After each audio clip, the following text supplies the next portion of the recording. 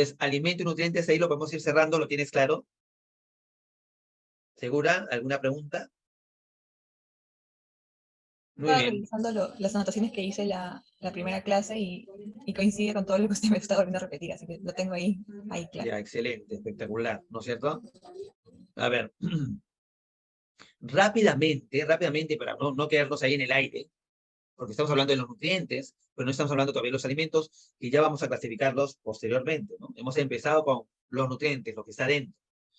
Recuerda que dentro de un alimento no solo hay nutrientes, ¿no? También tenemos otras sustancias inocuas, o sea, que en realidad no se hacen ni bien ni mal. Otras sustancias que, es más, nos pueden ayudar en ciertas ocasiones, porque en ciertas ocasiones pueden ser nocivas o hasta tóxicas, ¿cierto?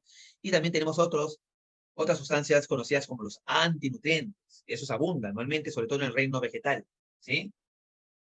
Antinutrientes que suena pues a que la cosa está mala, pero en realidad no es tanto así. Sí, inhiben algunos nutrientes, por eso se llama antinutrientes, nos causan algunos estragos, algunos malestares, pero por otro lado, si los manejamos adecuadamente, nos pueden dar ciertos beneficios.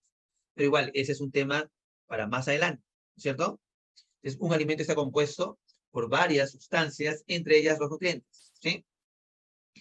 Pero, ¿en qué tipo de alimentos encontramos qué tipo de nutrientes? Vamos a dividirlos rápidamente, generalmente, ¿cierto?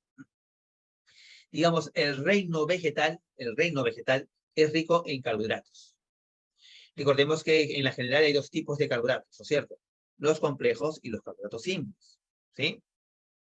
Entonces, el reino vegetal es rico en carbohidratos complejos o simples. ¿Cuál es la diferencia entre un alimento rico en complejo y un alimento rico en simple? Es que prácticamente la mayoría de los alimentos son complejos originalmente, cuando son, digamos, inmaduros, ¿no es cierto? Cuando son verdes. Ojo, escucha esa parte ahí con mucha atención, ¿no? Escuchen esa parte con mucha atención. Hay alimentos, o muchos de estos alimentos vegetales, en su estado, digamos, inmaduro o verde, ¿no es cierto? Como lo conocemos nosotros, son ricos en complejos. Mientras van madurando, mientras se van fermentando, mientras se van transformando, cada vez obtienen más carbohidratos simples, ¿sí? Es lo que pasa, por ejemplo, con las frutas y las verduras, que normalmente las comemos maduras, generalmente. Generalmente las comemos porque hay gente y hay animales que comen todo esto verde, ¿cierto? Pero generalmente las consumimos cuando maduran. Y cuando maduran viene ese proceso, digamos, de degradación, de fermentación, que hace que los complejos empezaron a subdividir, ¿no? En carbohidratos simples, ¿no es cierto? Tipo disacáridos o monosacáridos, ¿entiendes? Por eso es que normalmente las frutas y las verduras están, eh, son fuentes de carbohidratos, pero carbohidratos de tipo simple, de rápida absorción, que llegan rápido a nosotros. ¿Vamos bien? ¿Sí? Sí, se podría ver Por en otro este lado, caso el plátano, podría ser un ejemplo, por porque supuesto, claro. mientras Sí, más es maduro más, continúa. sí, fruta, claro. Claro, escúchame, el plátano, cuando tú lo ves pardeado, o sea, nítido, ¿cierto? Se va volviendo negro, mucha gente no lo quiere consumir por el aspecto, pero si tú lo consumes vas a sentir un dulce, muy dulce. A veces no lo vas a poder tolerar probablemente, ¿no? A no ser que seas un chiquito mazamorrero como yo, ¿no? Yo sí tolero niveles espectaculares de dulce, ¿no?